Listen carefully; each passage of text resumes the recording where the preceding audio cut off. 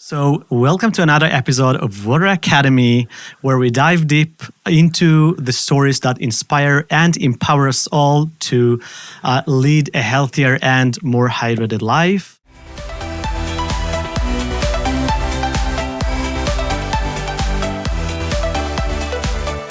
So today we have Tommie with us, which isn't only a marathon runner, but also a remarkable individual that has transformed his life from alcoholism to sobriety, right?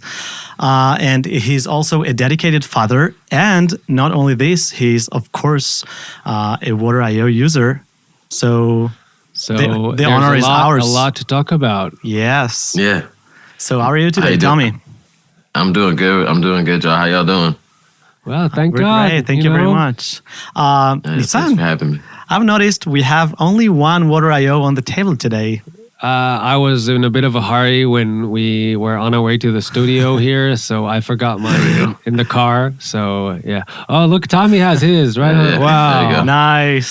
Nice. There we go. Well, wait, He covers you. Tilt it for a second. Let's see if you're properly hydrated. Oh, yeah. Very nice. Very nice. Well, I mean, it's cheating. It's Not me. 8 a.m. It's 8 a.m. It's 8 a.m. here, so it's gonna be green regardless, right? Awesome. So, how about we start with you introducing yourself and telling us your story. We didn't even get to talk about like how you got into alcoholism and your journey into it and out of it into sobriety. So I'm sure it's a long story, but let's hear it. We might cut you off in the middle to ask some questions, but maybe not. Maybe we'll be too fascinated and we'll just listen through. Yeah. So I guess it is a long story, and gets a little deep at times. But I think at first, I'm 39 right now, so we'll kind of work backwards from there. I think I was like 16 or 17 when I first drank or had a drink. And I think up to that point, I had dealt with a lot of trauma and self-doubt and confidence issues and things like that. And I think the first time I had a drink, it was all that anxiety and the weight of caring about what other people think. And all this stuff just seemed like it went away because my inhibitions had relaxed a bit, So I felt oddly that I needed that. So I'm like, oh my gosh, this is great. Yeah. And from that point, from then on, I was just like, drinking is my thing, at that young age, even though throughout that journey of like alcoholism from 17 to about like 32 or 33 years old, even though throughout that whole time, like there were so many moments in like down, dark moments that were caused by drinking and alcohol. Even though that was the case, you just somehow you place it in different spots, and you make excuses for it, or you isolate it and say, oh, it's not because of the drinking, it's because of this or that. You blame it on something else, I so think it was every addiction. Sorry for cutting you off there, but I think every addiction starts with something that you just do for fun, and then you kind of develop a dependency, whether if it's cigarettes or alcohol or cannabis or other drugs, and then you find yourself like at some point already addicted, and like you said, I would say it's more than excuses. It's your mind manipulating you, your mind playing games and convincing you that it's okay. It's okay. Yeah, we'll just do it today. All these like you said, excuses, but justifying it. Yeah, Exactly. justifying it exactly. Yeah. But by the way, have you drank like when you were an addict? Did you drink by yourself at home or only special occasions? Well, no, I definitely friends? was not. I wish I was. I would think if I was a special occasions drinker, I probably would still be drinking. Um, but no, I was definitely more of I drank for me. You know, it was like I wasn't. I didn't drink to go out or to party. I drank because I liked it. I think, and I needed it. And so I did a lot of my drinking like kind of alone or at home, in more of like a functional alcoholic type of energy, you know, where it was, Yeah. still I held a job. I mean, I excelled at that job, and it wasn't like I was, that was the dangerous part, was I was still managing to like function in life and be a decent father and move forward in life. And so I didn't have any reason outside of like how I felt about it and how I felt physically. Everything else in life pointed to like, this is working out okay. Yeah. And When so did you realize? I did a lot of drinking, like kind of at home alone. And even like when I would go out, I would drink much less out and about because I had already did my thing. Like, I didn't drink for socialization. I didn't drink for like to be a life of a party. I drank because like that's what I felt like I needed just to be like okay with myself, you know. So when I would be out with friends socially, they wouldn't see me drink. The people around me would probably drink more than I did in public, but they just didn't know the amount or like the extent of what was happening like at home. Wow. When was the point that you said to yourself, okay, I have a problem and I gotta solve it somehow? I think it was just like a accumulation of like events and things just over that period of time, and then towards the end of it, the last few years of alcoholism, or at least in my active alcoholism, were moments where it's like you do like dry January or you try to. Your New Year's resolution is to drink only on the weekends or only for special occasions, or take a month off or a week off. And every time that I would have these like moments where I felt like I needed to do that or wanted to do that, I would like fall short. Like, so if I had a bad night drinking and I felt terrible, you'd have that moment, like you'd wake up like, you know what, I'm going to take a week off from this. I can't do this because I just don't feel great, And then I would last like maybe a day or two or three max, and then more and more of those times where you try things and it just, where you feel, I started off those moments feeling like I had the control, like I should be able to do this and I chose to drink, so I should be able to choose to not drink. But every time that I would try and fail at these smaller moments of like, just don't drink for this period of time or whatever, it was just eating away at like who I thought I was as a person, how I felt about me, my confidence. Everything was just slowly getting worse to the point where I felt like almost my lowest. Sometimes they'll say like people have to hit rock bottom. And I think my rock bottom was, not only was my health in a really weird spot. Wasn't going to the doctor, of course, because they would have just told me to stop drinking. But it was like I could feel the effect of like the years of me drinking. I could feel it every single day. It wasn't just like I felt out of shape. It was like I was feeling things that, like I could tell my blood pressure was high because my left hand would get kind of numb around like the fingertips, Wow. Like it was dangerous levels. And my father passed away at when I was 8. He was 39 years old of a stroke at 39 years old, and that's a very early age to pass of something like that. So it was just a scary time for me to be in feeling what I was feeling, not being able to stop. And it was just I was so low that like my mom reached out to me just random and said, "Hey, how's my son?" Because she didn't live in the same area. So she just, checking in like, mothers do. And I finally just told her the truth and said, "No, I'm not doing so good," And I tried to blame it on other things. Like, I didn't want to just say like, I'm out of control and I feel like I'm dying slowly here. I just said, "Oh, marriage is tough, this and that," and just said other things, And she's like, "Well, just check it, go call, your employer may have like an employee assistance program where they help with like, mental health awareness and resources." So I reached out to them and they called me to set up a consultation meeting before I would be potentially sent to a therapist. And they asked me on the phone, how many drinks do you have a week, do you think? And normally I would just do like a normal lie and say like in my head, okay, what's 2 times 7? And then just say 14 because it's an accepted amount to drink 2 drinks a day, apparently, So I was going to say that, but I was just tired of like lying about it. I was scared. So I just told the truth. And I said that I really don't know like how much I'm drinking every day. And I gave her like, I think I told her probably 7, 8, 9 drinks a day, maybe, or more, depending on what that drink is, And she said, okay, and then wrote it down and then ended up referring me to a therapist in that employee assistance program.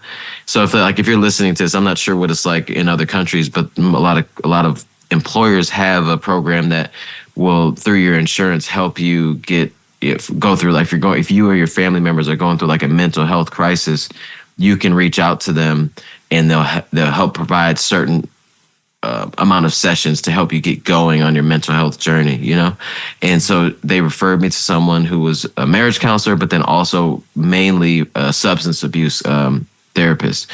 So I went to her, and she asked me again, how much do you drink? And I just told her the truth again, told her everything that I could that was not a lie, because that's the one thing that addicts do a lot is just lie our way through moments that would expose our addiction. Yeah. And I told her the truth again. And that was the beginning of like the sobriety journey for me. And that's why I feel like and then started going to like Alcoholics Anonymous meetings, and those meetings saved my life because it wasn't just, tips and tricks on how to stay sober. It was more about the stories that people were sharing so openly in these rooms of strangers.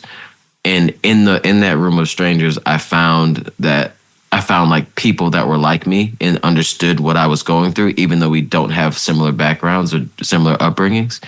And that's why it's so important for me to share my story like wholeheartedly and honest on when I talk about sobriety, when I talk about people come to me and like talk about running and marathon numbers and stuff like that. And I take a lot of pride in like pushing myself to run faster and go after my PRs and personal bests. But I wouldn't be alive if it wasn't for sobriety. I wouldn't be alive if it wasn't for, those moments of truth. And I wouldn't be alive unless those people, those strangers in those rooms shared their stories honestly with me.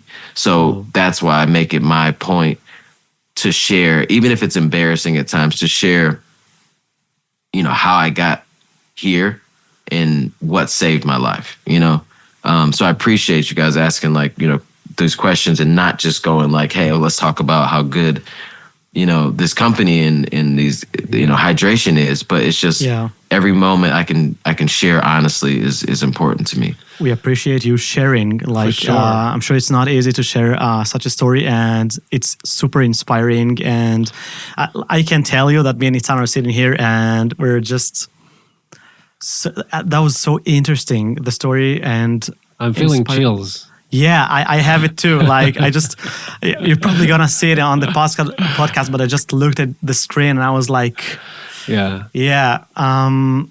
You said about running. So, how did running come to play during your recovery process? Did you start running during your recovery process or afterwards?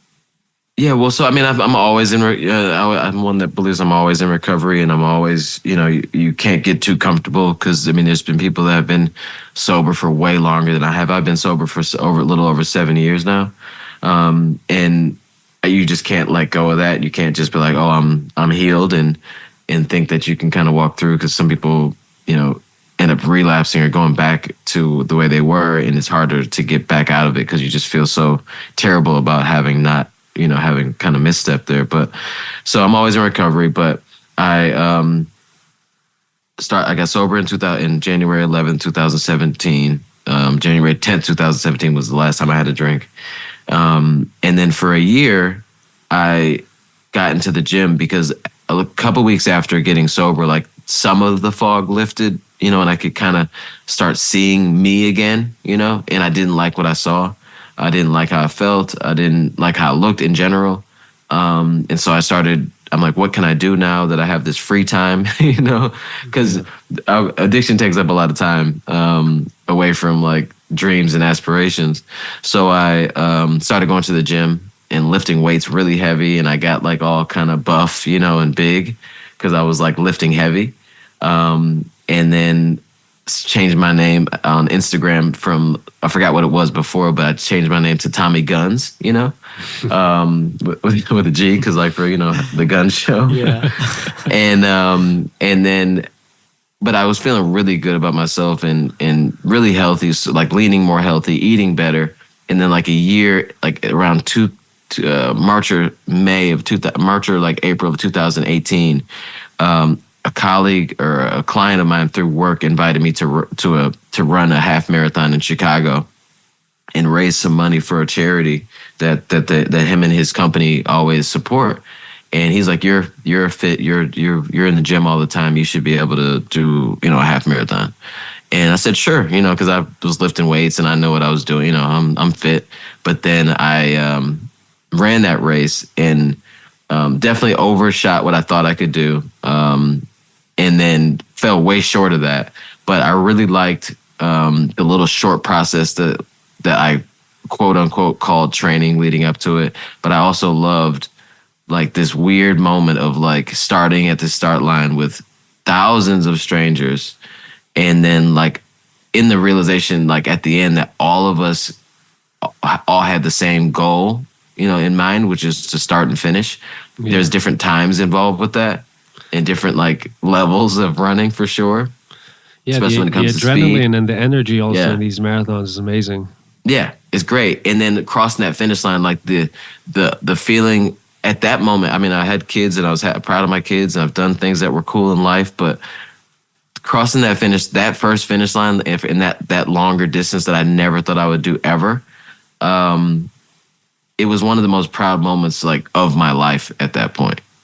So yeah, so I wouldn't have run that race without sobriety. I wouldn't have run that race without like all the stuff that happened before. But that's how I kind of like led into running. So I switched over from gyms every day to lifting weights to running as much as I could, using that like alcoholic, ambition and dedication to like start getting out on the road and getting more miles in. And then I changed my name to Tommie Runz eventually. Amazing. So what's your original name? My real name? Yeah. Yeah. Oh, so yeah, real name is Thomas Bailey, but I keep that like because I still work a full-time job or career really for a company, but so like I have like I have two personalities. I got the work side and then I have like the run work stuff. So I try to keep them as separate as possible. Oh, awesome, cool. It's like your stage name. Yes, it's the stage name for sure. Hannah Montana. Sure. yeah, something like that. I mean, maybe I should just go like do like one namers, because the one name people are really, Bono, like Seal, You gotta, sometimes you got to go like one names to make like let people know you're important. Madonna, you know what I mean? Madonna, yeah. And where where are you located in the U.S.? I'm based in the Detroit, Michigan area. Cool. So I'm like just outside of Detroit, yeah. All right. So then can you maybe tell us how you got the Water.io bottle and from like how you heard of it till the moment it reached your doorstep and how you found it helpful? I mean, no, it was actually a happy like coincidence or accident because I was on a panel for a brand, for a shoe brand in Boston around the Boston Marathon. Mm-hmm. And in the bags, like the giveaway bags for the people that were like on the panel, like, a gift bag. Yeah. It was a Water.io bottle. It was, some shoes from the brand and some other things that were in there. And I'm like, I looked at the box. I'm like, oh, that's cool. And I'm honestly, I've always been terrible with hydration. I've just never been good at drink, even as a runner. And I almost don't even know now that I've been hydrated for like since Boston. I don't even know how I've been like living my life without the proper amount of water. But I got this bottle and I took it home, and I was gonna leave it I was gonna leave it in the hotel because my bag was so full. And I'm like, I don't want to take it out the box and all this stuff. Maybe I'll just leave it, and then somebody else, because I didn't realize what it was like for and did. So I'm like, you know what? Let's just keep it because it looks cool.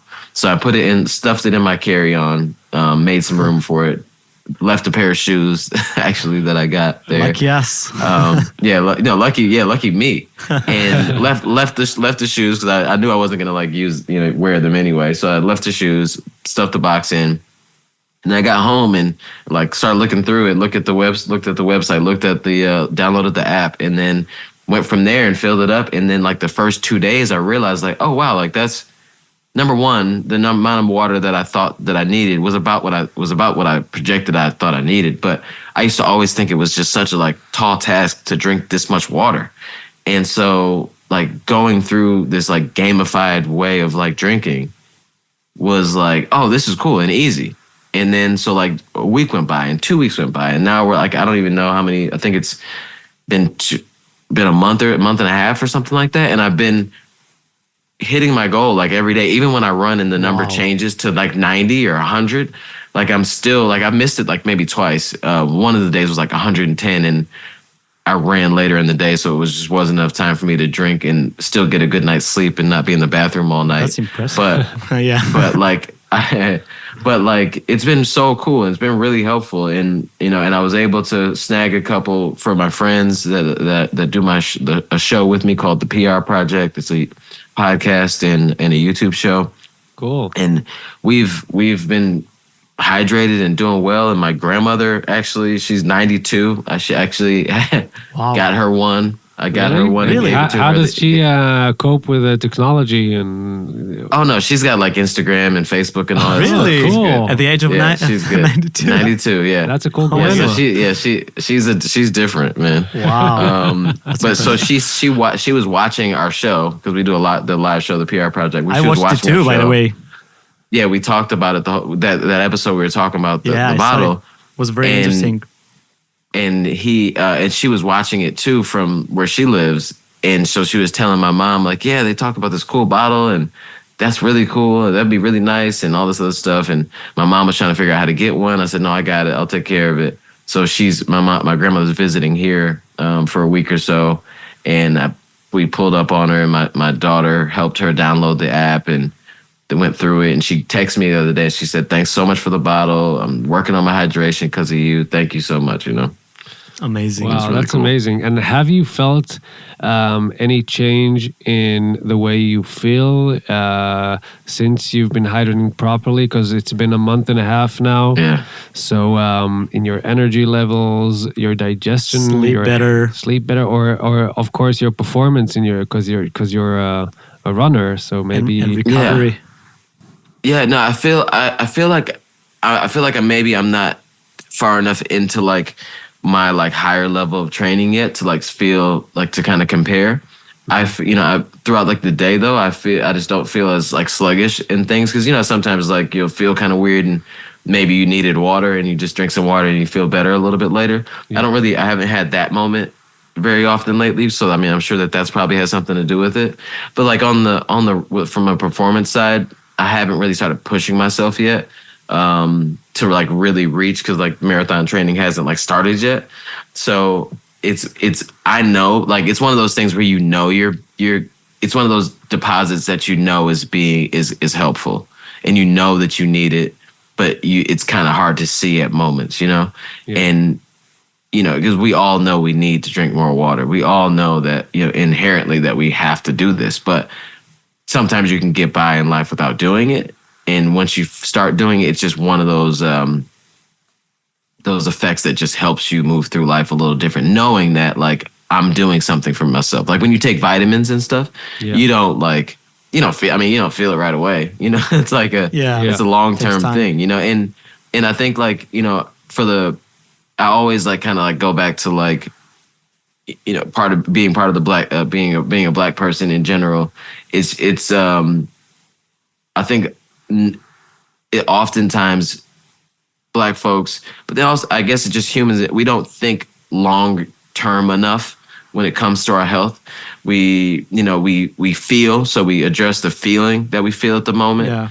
But oftentimes, like having someone that passed away, a dad that passed away at the age that I am right now, just reminds me of like it.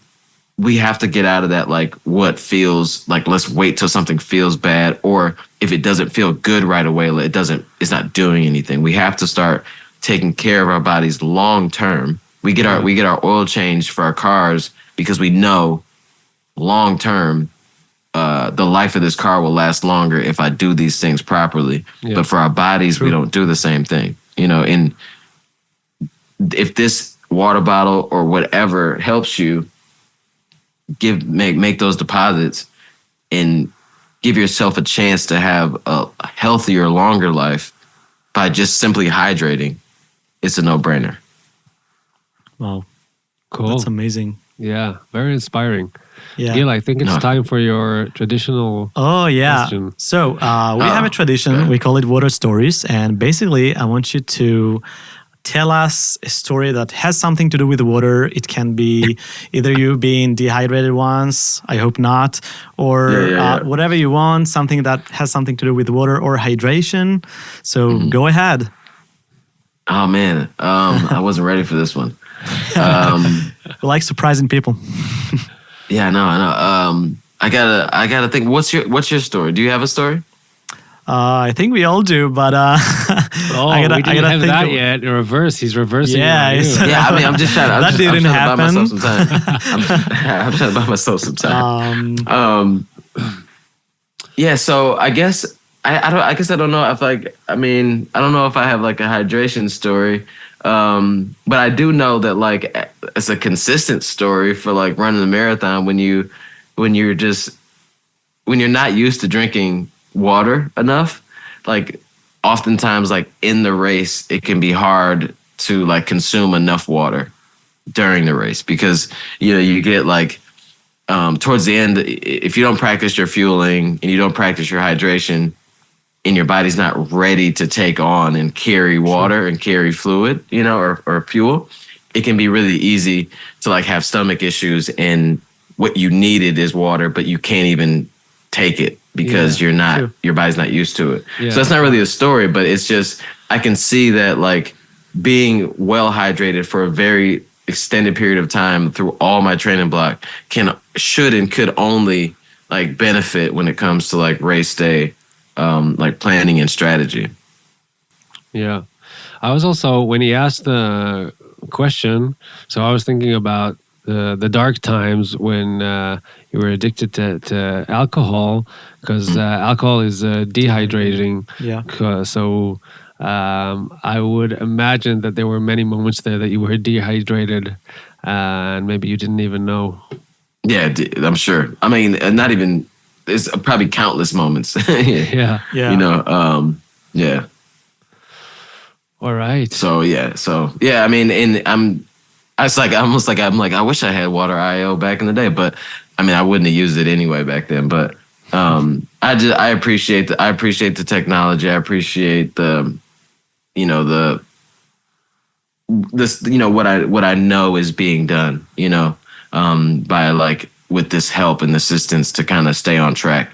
Because I think it's like anything that we track, anything that we measure improves, right? So the more we measure like how much water and how many miles we run and how much, carbs and protein and all that stuff that we aren't measuring, if we measure it, the more we measure, the more you're like likely to kind of step up and meet the challenge. So I appreciate the app and the way it works and the ease of use, and it's been a good addition to my life right now for sure. That's awesome. Thanks, Tommie. That's so fun for us to hear. It gives us energy. We work day and night to improve the product, to sell the product. That's our whole mission, to help people live healthier and happier lives. And it was just I said Getting chilling. this I don't feedback, think there's yeah. another word to describe it. To hear your story and inspiring, and I hope some people out there will find it helpful for them. Yeah, so If there's anyone listening that's struggling with any kind of addiction, so this could be a great inspiring story to kick off. And to all of us. To all of us, for sure. And unfortunately, we'll have to wrap up here. So thanks again to Tommie Runz, Gil, Nitzan. We were Water Academy. Yeah, we're the Water Academy. We were honored to do this episode. If you want to learn more about Water.io, hop on our website, water.io. You can find all the information and stay hydrated, stay motivated, stay inspired. We'll see you in the next episode.